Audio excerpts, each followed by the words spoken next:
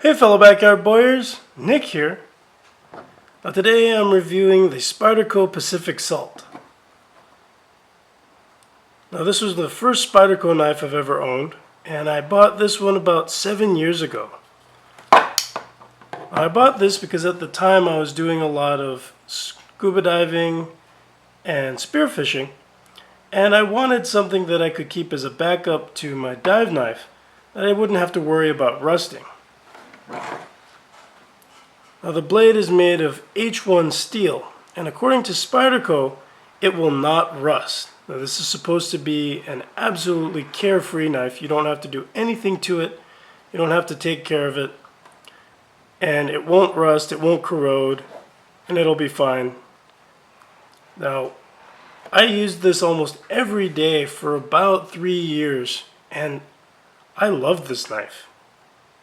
You know, I never found edge retention to be a problem, and to be honest, I don't know if it's just me or the way I used it, but after sharpening this knife a few times, I found that the edge retention was actually better than the original factory edge. Now the blade on this knife is almost 4 inches long, which makes it, a fairly good sized knife for all sorts of tasks. I use this as an EDC for just general cutting tasks, but I also use this for filleting, skinning, just general things that I do out in the water.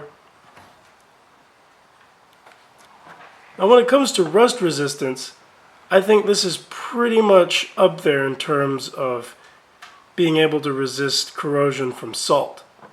There were times when I would pull this out, and when I'd open it, you could hear the crunching of salt crystals inside of the pivot.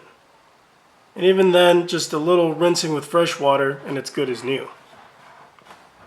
Now this is a very lightweight knife, and the handle is made of fiberglass reinforced nylon.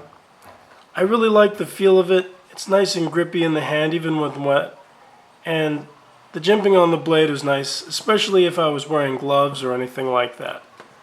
It's just an overall really comfortable handle. And like I said, it's really light. I think the only metal pieces in this are the pins, the blade, and the back lock and spring.